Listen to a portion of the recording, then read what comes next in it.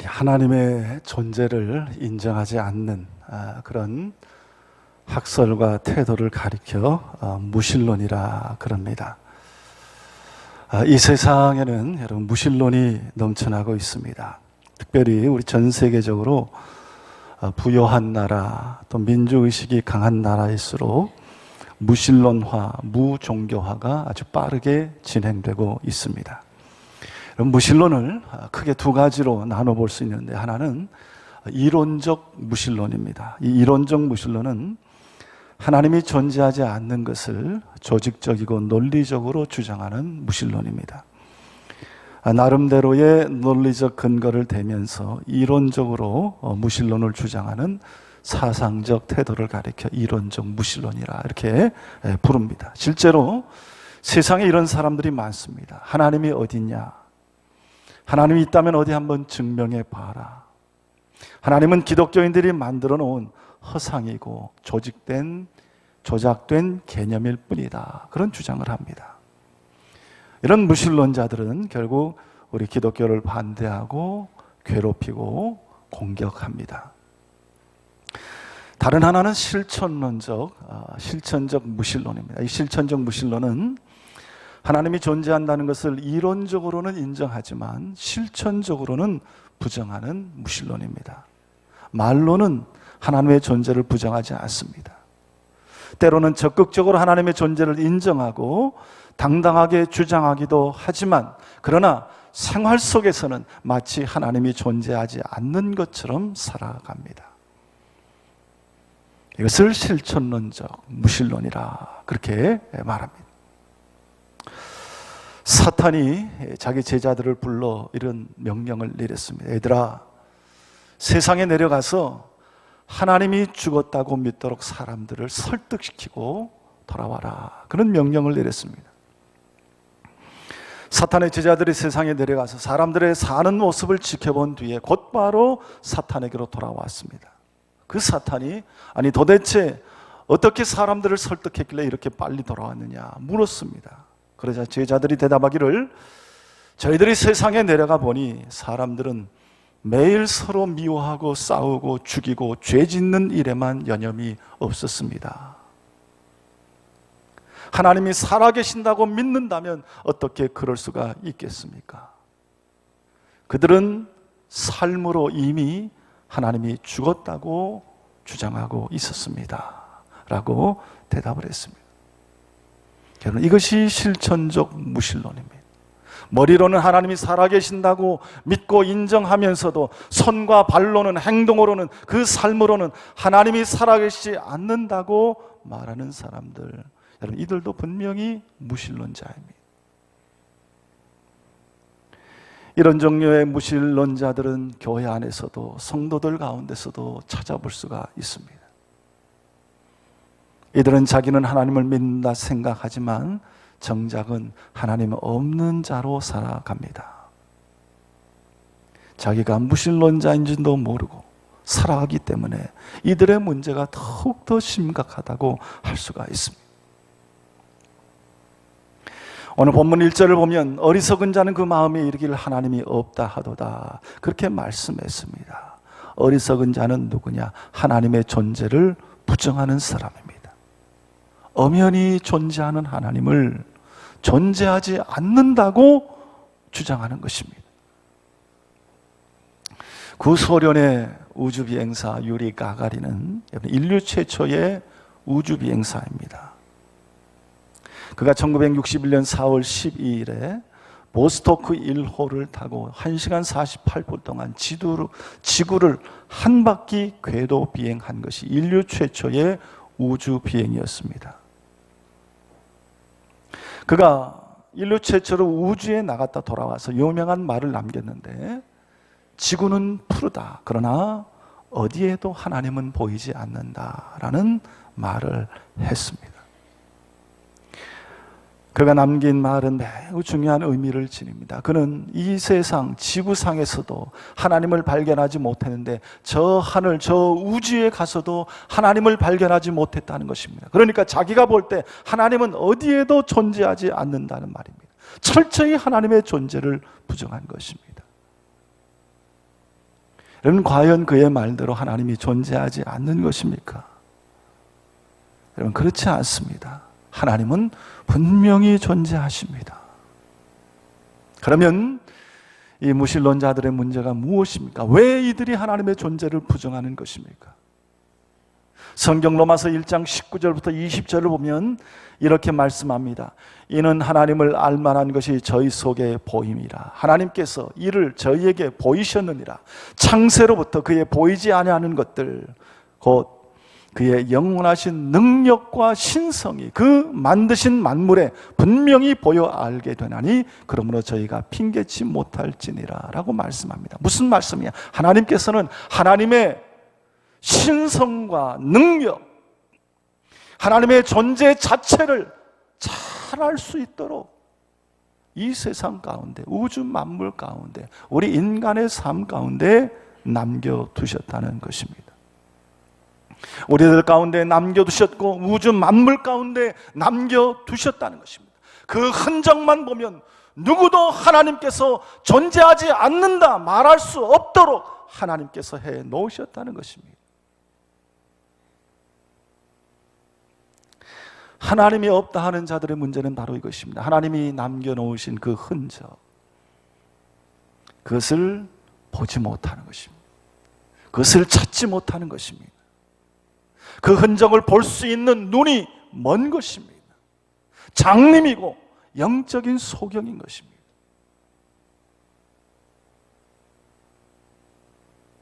하나님께서 계시지 않는 것이 아니라 하나님의 흔적을 통해 하나님의 존재를 확인할 수 있는 눈이 먼 것입니다. 이 우주비행사 가가린처럼 그들의 믿음의 눈이 멀지 않았다면 여러분, 우주에 가득 찬 하나님의 흔적을 발견할 수 있었다면 우리가 찬송에서 부르는 찬송처럼 저 하나님 지으신 모든 세계 내 마음속에 그려볼 때 하늘의 별 울려 퍼지는 뇌성, 주님의 권능 우주에 찼네. 그러면서 주님의 높고 위대하심을 내 영혼이 찬양하네. 주님의 높고 위대하심을 내 영혼이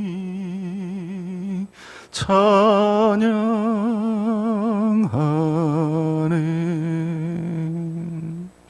하나님의 살아계심, 하나님의 위대하심, 온 천지 만물 우주에 가득 찬 하나님, 그 하나님을 높이 높이 찬양하게 될 것입니다. 여러분, 하나님은 우리의 눈으로 볼 수 없지만 그러나 오늘도 하나님은 살아계셔서 하나님의 손길로 이 역사에 개입하고 우리의 삶 속에 개입하시고 우리를 찾아오셔서 우리를 붙드시고 우리를 주관하시고 우리를 이끌고 계시는 것입니다. 하나님이 없다 하는 자들은 이것을 볼 수 있는 눈이 먼 것입니다. 오늘 우리는 수많은 사람들의 고백 속에서, 그들의 이야기, 그들의 간증 속에서, 또한 우리의 삶의 경험을 통해서 하나님의 살아계심에 대한 이야기를 들을 수가 있습니다. 도무지 하나님이 아니면, 하나님이 없으면 설명할 수 없는 일들로 가득한 이야기들을 오늘 우리는 들을 수가 있습니다. 무신론자들은 이런 이야기들을 우연이라 그렇게 칩니다. 우연이라 부릅니다. 그러나 어떻게 매일매일 우연이 일어나는지, 그리고 그 우연이 어떻게 그렇게 자주 반복되는지 그 사실에 대해서는 설명하지 못합니다. 사랑하는 성도 여러분, 오늘도 이 땅 가운데, 온 우주 가운데 드리워져 있는, 그리고 우리가 살아가는 이 역사 속에 가득한 하나님의 손길, 그 하나님의 흔적을 볼 수 있는 믿음의 눈이 우리 모든 성도님들에게 활짝 열리기를 바랍니다. 그래서 정말로 어떤 가운데서도 그 하나님을 찬양하고 절대로 낙심하지 아니하고 그 하나님의 손길을 바라보며 끝까지 믿음으로 살아갈 수 있는 우리 성도님들이 되시기를 주님의 이름으로 축원합니다. 둘째로, 하나님이 없다 하는 자들은 악을 행합니다. 오늘 1절 말씀에 보면 그들은 부패하고 그 행실이 가증하니 선을 행하는 자가 없도다, 그렇게 말씀했습니다. 여러분, 하나님을 모르고 하나님이 없다 하는 자들은 서슴지 않고 악을 저지른다는 것입니다. 역사자들은 말하기를 지난 20세기에 우리 인류에게 가장 핵심적인 화두를 던진 사람으로 독일의 철학자 니체를 꼽습니다. 니체는 외쳤습니다.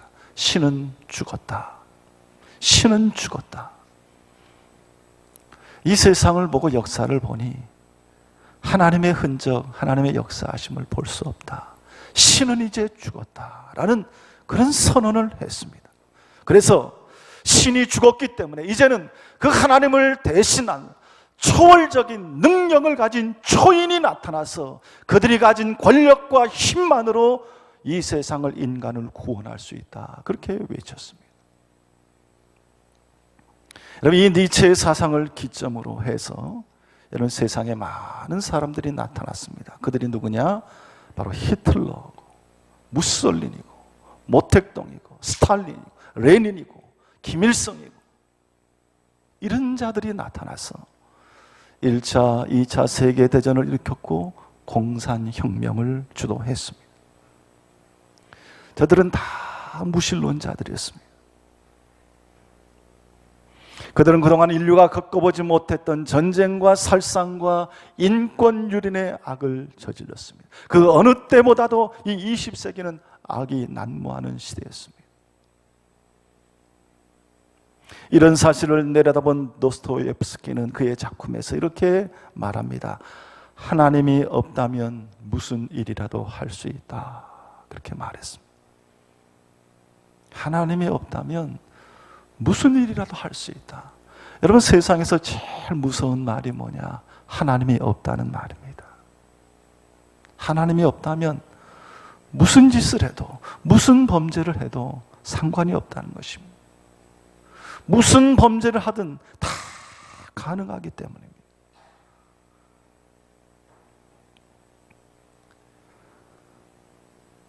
하나님이 없다 하는 자들이 왜 그렇게 어려운 악을 저지를 수 있습니까? 사람들이 왜 그렇게 겁없이 악을 저지릅니까?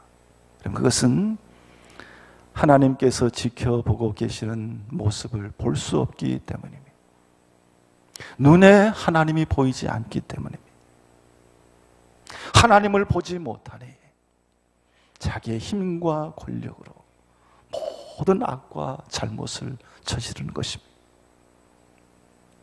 어떤 한 평범한 주부가 있는데 그가 화장품 가게에 들어가서 여러분 15분 동안 7차례나 넘는 절도 행각을 벌였습니다. 이 사람이 주인에게 진열되지 않는 어떤 화장품을 달라고 주문하는 동안 주인이 그것을 찾고 그동안 진열된 화장품을 가방에 정신없이 집어넣었습니다. 의심이 생긴 주인이 감시 카메라 CCTV를 보고 경찰에 신고해서 체포가 됐습니다. 이런 만일 이분이 자기를 찍고 있는 카메라가 있다는 것을 알았다면 어떻게 그런 도둑질을 할 수 있었겠습니까?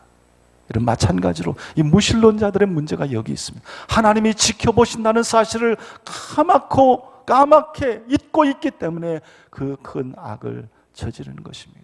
여러분, 우리가 하나님을 믿는다 하면서도 잘못하고 죄를 범하고 악에 가담하는 이유가 어디에 있습니까? 하나님께서 지켜보신다는 사실을 잊고 있기 때문에.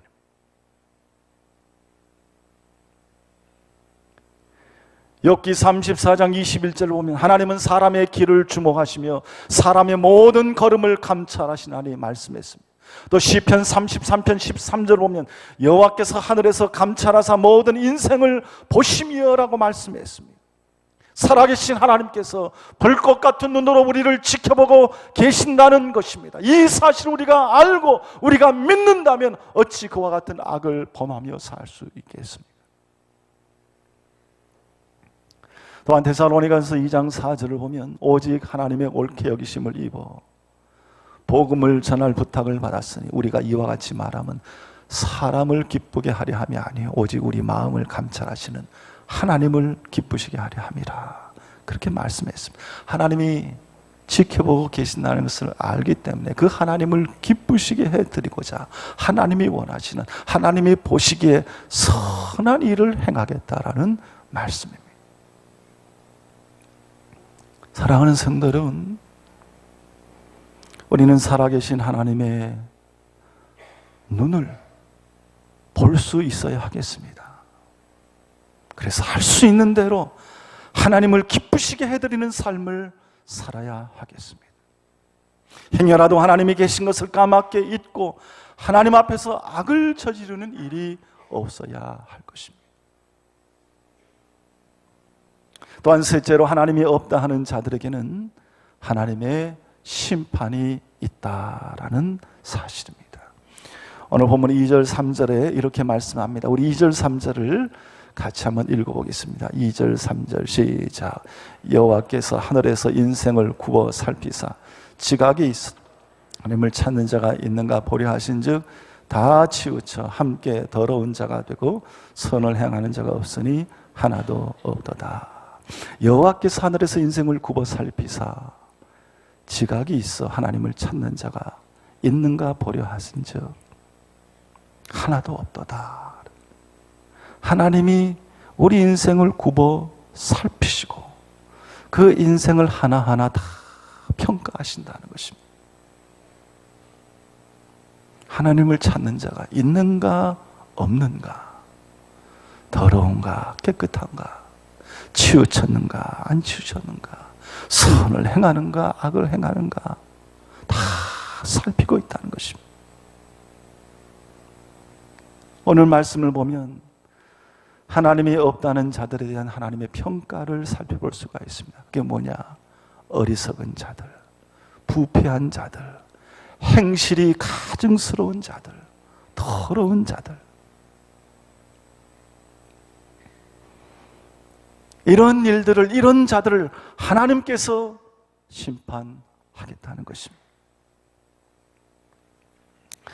제가 대학원에서 공부할 때 조교를 한 적이 있습니다. 그럼 시험 때가 되면 우리 학생들이 시험을 안 보고 시험을 대체해서 책 읽고 리포트로 써내고 시험을 대체하려고 그렇게 합니다. 시험 보지 말고 리포트로 대체하게 해주세요. 그런 요구들을 많이 합니다. 예. 여러분, 한 학기에 최소한 2번 시험을 봐야 됩니다. 중간고사, 기말고사. 그런데 학생들이 할 수 있으면 리포트로 대신하게 해달라는 것입니다. 그런데 여러분, 시험을 보지 않으면 한 가지 문제가 생깁니다. 뭐냐? 학생들이 수업에 집중하지 않는다는 것입니다. 열심히 수업에 출석도 안 하고 공부 시간에 열심히 공부도 하지 않습니다. 시험을 봐야 시험을 잘 보려고 수업을 잘 듣는데 시험을 보지 않으니 수업을 잘 듣든 말든 성적에 별로 차이가 나지 않기 때문에, 그래서 책 한 권 대충 베끼고 남들이 써놓은 거 좀 빌려다가 베끼고 그래서 그냥 대충 떼웁니다. 그래서 어떤 한 교수님은 매 시간 쪽지 시험을 봤습니다. 정식 시험은 아니지만 그 전 시간에 공부한 것을 테스트하는 것입니다. 그래서 종이 한 장에다가 문제 몇 개 내고 간단하게 답을 적는 이 쪽지 시험을 봤습니다. 그랬더니 학생들의 수업 태도가 아주 달라졌습니다. 여러분, 그렇습니다. 평가가 있다. 여러분, 심판이 있다라는 것을 의식하고 살면 우리의 삶이 달라집니다. 심판이 있음을 모르기 때문에 사람들이 자기 멋대로, 제 멋대로 살게 되는 것입니다. 미국 연방 대법원장을 지낸 호레이스 그레이스 대법관이 어느 날 거리에서 교묘하게 법망을 피해서 무죄 석방을 받은 사람을 길거리에서 만났습니다. 근데 그는 아무런 죄의식도 느끼지 않은 채 살아가고 있었습니다. 이 그레이스 판사가 그를 붙들고 이렇게 말했습니다. 당신이 유죄인 것은 나도 알고 당신도 알고 있어. 당신에게 꼭 일러둘 말이 있는데 후일에 당신은 인간보다 현명하고 뛰어나신 재판장 앞에 설 것이요. 거기서는 세상의 법률이 아니라 하나님의 공의대로 심판을 받을 것이요 라고 말했습니다. 여러분, 그렇습니다. 분명히 심판이 있습니다. 그때 하나님께서 우리의 모든 죄를 다 심판하실 것입니다. 그때 하나님을 믿는 자들은 예수 그리스도의 피로 죄 사함 받아 깨끗한 채로 그 심판대 앞에 설 것입니다. 그러나 하나님이 없는 자들, 하나님이 없다 하는 자들은 자기가 지은 죄 그대로 다 짊어지고 그 심판대 앞에 서게 될 것입니다. 그래서 감당할 수 없는 형벌을 받게 될 것입니다. 사랑하는 성도 여러분, 우리는 반드시 심판대 앞에 섭니다. 우리는 반드시 하나님 앞에 섭니다. 이 사실을 잊지 말아야 됩니다. 오늘 우리가 살아가는 한 날 한 날이 그날을 대비하는 날입니다. 오늘 하루를 살고 우리 인생이 끝나는 것이 아니라 우리가 반드시 하나님 앞에 가서 심판받을 날이 있다라는 것을 생각하며 오늘 하루하루를 살아야 됩니다. 오늘날 이 세상에는 하나님이 없다 하는 자들이 넘쳐나고 있습니다. 교회 안에도 있습니다. 통계를 보니까 우리나라의 무신론자들이 점점 많이 늘어나고 있다는 통계가 있습니다. 우리나라의 무종교인이 51%입니다. 두 사람 중에 한 사람은 하나님이 없다 그러면서 살아가는 자들입니다.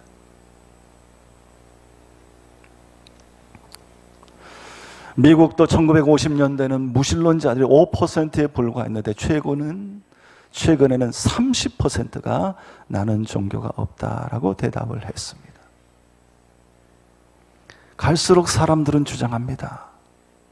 종교가 없다고 비도덕적인 사람이 되는 것이 아니고 타락한 사람이 되는 것이 아니라고 주장을 합니다.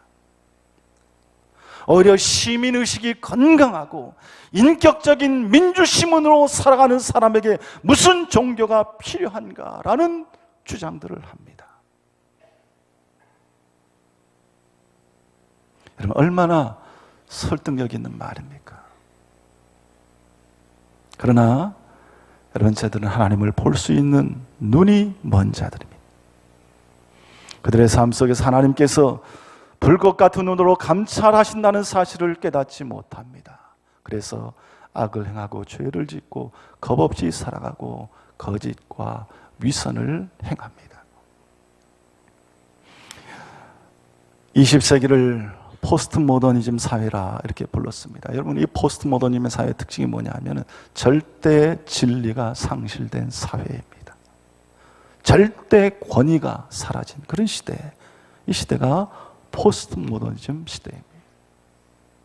오늘 우리가 살아가는 이 21세기를 여러분 트랜스 모더니즘 사회라 그렇게 부릅니다.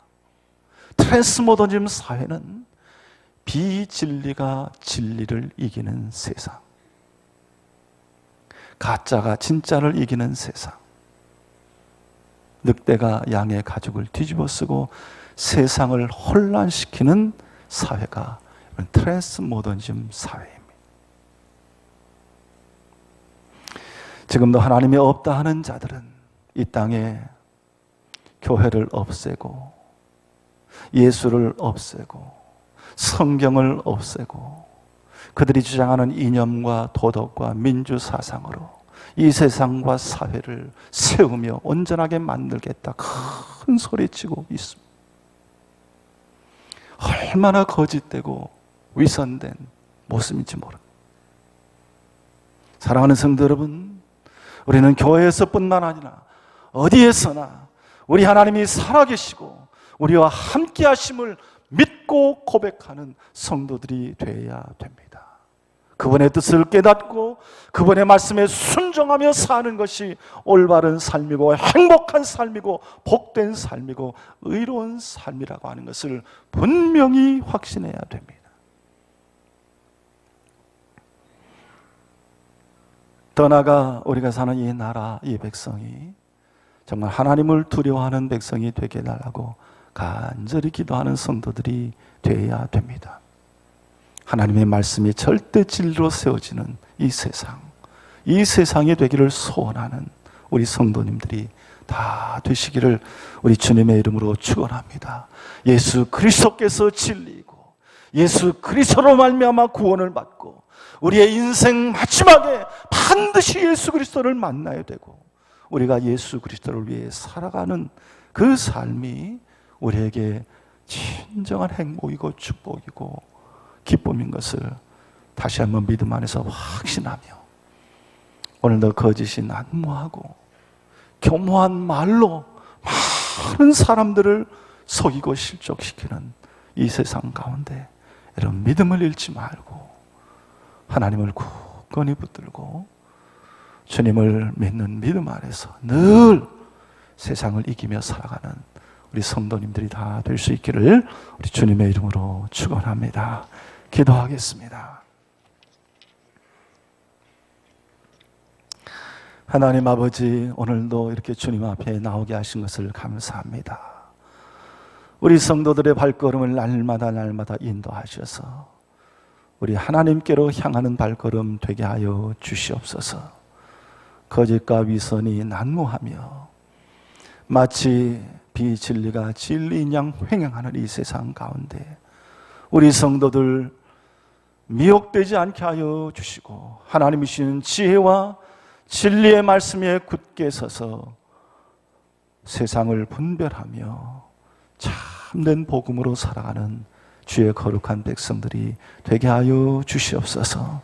하나님 우리 대한민국을 붙들어 주시고 흔들리지 않게 하여 주시고 이 나라의 발걸음 주님 인도하여 주셔서 모든 백성이 하나님께 머리 숙이며 겸손히 주의 긍휼과 은혜를 구하는 이 나라 이 백성 되게 하여 주시옵소서.